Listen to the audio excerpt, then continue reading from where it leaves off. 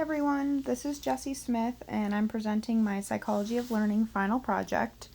I wanted to start off with this picture of me and my grandparents when I visited them in New Jersey. Them and our family history is really what inspired me to want to learn my new skill. So, a little bit of background. My great grandparents migrated from Italy, and I've always wanted to visit my family that lives there, and if I did, I would love to speak fluent Italian to them because it would just make me feel very close to my roots and to them, and I feel like they would very much appreciate it. So on this little map over here, we have Sicily, where my great grandparents lived and my grandparents were born. So yeah, that's just a little history of why I want to be fluent in Italian. So, previously, before taking this class, I most likely would have taken an Italian class, which is not the best way for me, I think, because I've taken classes all the way up to Spanish 4 and I'm still don't know that much Spanish. It's kind of the situation where you learn a bunch of information and dump it into a test, which is not how I'd like to learn Italian. I'd like to take my time and figure out on my own how to be fluent in it so I can speak to my family. And that brings me to, after taking this class, I realized that learning is sometimes easier if you just self-teach. Especially since this class is an online class, you have to have a lot of self-discipline in order to complete your tasks and achieve your desired grade. So my motivation is mostly eccentric. I'll get to the mostly part in a second. This quote is from one of the articles in Module 3, and it says, "These researchers define this enduring eccentric motivational orientation in terms of A, preference for hard or challenging tasks." So we all know that learning a new language is not easy. I think that Italian is one of the moderately more difficult languages to learn. So it's definitely a challenging task, and it would take a toll on a lot of my time. So B is learning that driven by curiosity or interest. So that would be obviously my curiosity in seeing Italy and meeting my family and being able to speak with them. An interest in my family history, which I would most likely learn a lot if I visited Italy. So takes us to C, striving for competence and mastery. Obviously, I'm not going to go into learning this language and say, okay, yeah, I'm going to learn some of it and quit. I'm going to strive to be fluent in Italian so that I can have a full-on conversation with someone, so that I can be fully bilingual. I'm not just going to learn part of the language and then just forget about it, because that's just a waste of my time pretty much. So, the principle I'm said before, like I was using, this is from How Learning Works. To become self-directed learners, students must learn to assess the demands of the task, evaluate their own knowledge and skills, plan their approach, monitor their progress, and adjust their strategies as needed.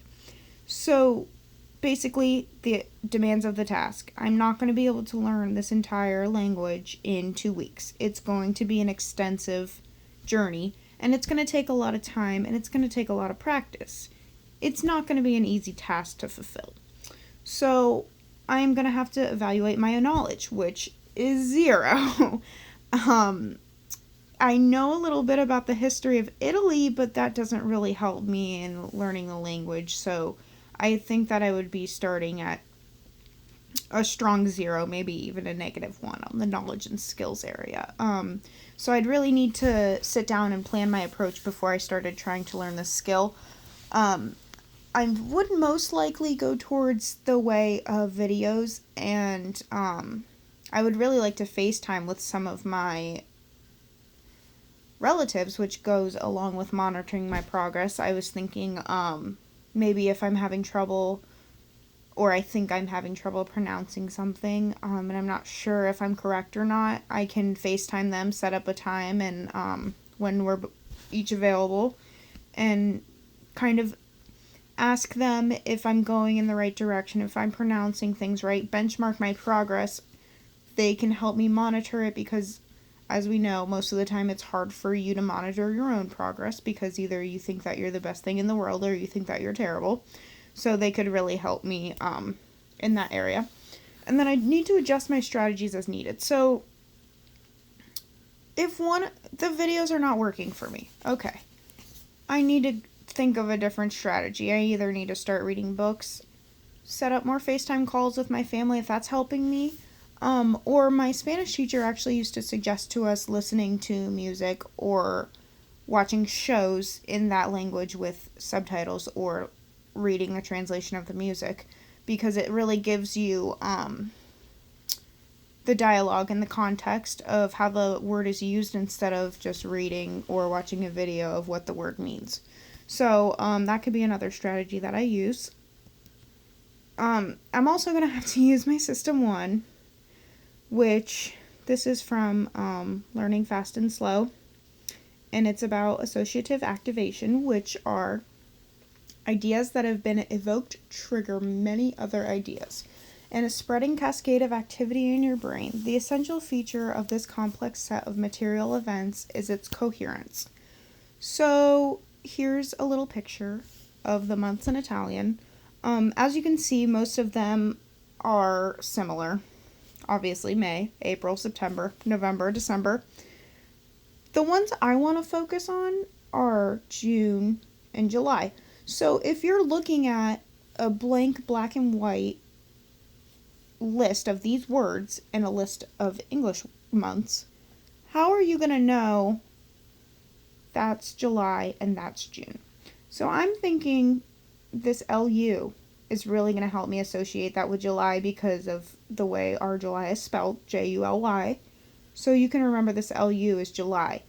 Also, like they have here, these little picture representations. I'm not sure if I'd use a fish for July. I'd most likely use a sun or an American flag or something like that.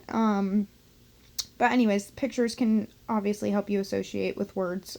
The little present for December. Watermelon for August, I guess.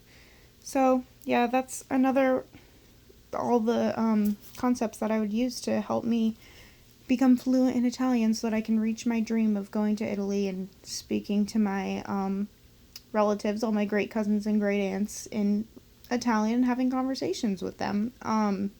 So that's it. I hope you guys enjoyed. Here's my sources. I used the 2 books and the